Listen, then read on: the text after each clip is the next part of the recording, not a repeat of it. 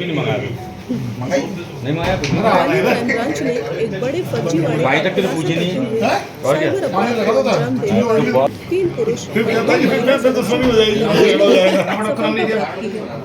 आरोपियों द्वारा CSC ID बनाने के नाम पर ठगी की इस वारदात को अंजाम दिया गया था। Additional SP crime Rajesh Tandel sir, कल मामले की जानकारी देते हुए बताया कि क्राइम ब्रांच ने 5 लोगों को गिरफ्तार किया है।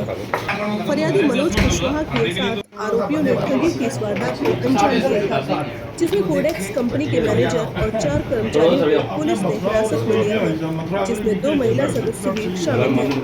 कंपनी का हेड ऑफिस गाजियाबाद में है और कंपनी संचालक नोएडा का रहने वाला है। आरोपियों के कब्जे से 8 मोबाइल और 2 लैपटॉप जब्त किए गए हैं। थाना थाटीपुर पुलिस द्वारा आरोपियों से पूछताछ की जा रही है।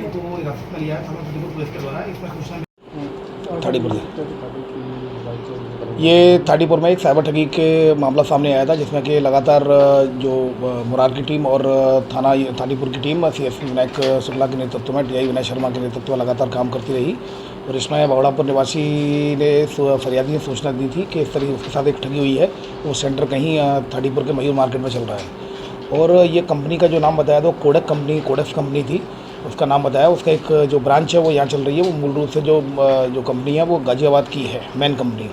तो इस पर से इस फरियादी की रिपोर्ट पर से इसमें तत्काल इसमें कार्रवाई की गई और इसमें वहाँ पहुँचकर मयूर मार्केट से पहुँचकर वो कोडेक्स कंपनी के जो ब्रांच ऑफिस था उसमें 5 कर्मचारी कार्य करते हुए पाए गए, जिसमें 2 कर्मचारी गाजियाबाद के थे, एक महिला जबलपुर की थी, एक गाजियाबाद की थी और 2 लोग यहाँ ग्वालियर के होना पाए गए। तो कुल एक मंडला की जबलपुर मंडला की थी एक महिला, 2 गाजियाबाद के थे, बाकी 2 लोकल के थे। कुल मिलाकर 5 लोगों को हिरासत में लिया। जब पूछताछ की गई तो उनके द्वारा ये बताया गया कि वो एक ठगी का काम कर रहे हैं। ये बेसिकली जिस तरह MP ऑनलाइन गवर्नमेंट पोर्टल होता है, उसी तरह जो CSC इनके द्वारा कॉमन सर्विस सेंटर नाम का एक पोर्टल बनाया गया, जो प्राइवेट पोर्टल है और जो कि ID बनाने का झांसा देता था।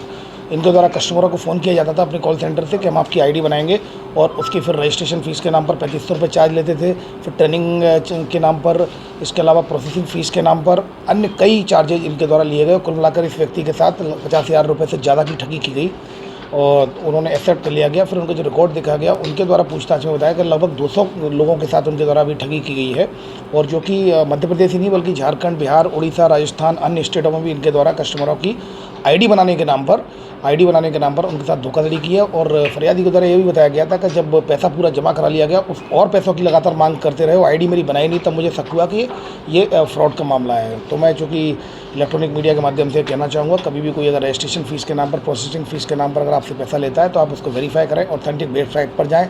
CST जो है, जब ये पता चला है कोडेक्स कंपनी जो है उसका कहीं कोई भी एफिलिएशन किसी मेन कंपनी से नहीं है, अभी तक इस जाँच में आया है। इनके कब्जे से 2 लैपटॉप और 8 मोबाइल जब्त कर लिए गए हैं। अब चूँकि लगातार हमारी साइबर की टीम इस लैपटॉप में इनका जो डाटा है, डाटाबेस को खंगा लेगी। इसमें क्या क्या और भी जो एविडेंस मिलेंगे उसके आधार पर वैधानिक कार्रवाई सुनिश्चित की जाएगी। फिलहाल थाना थाटीपुर में IP सेक्शन 406 के तहत केस रजिस्टर किया जाकर इन्वेस्टिगेशन में लिया गया है।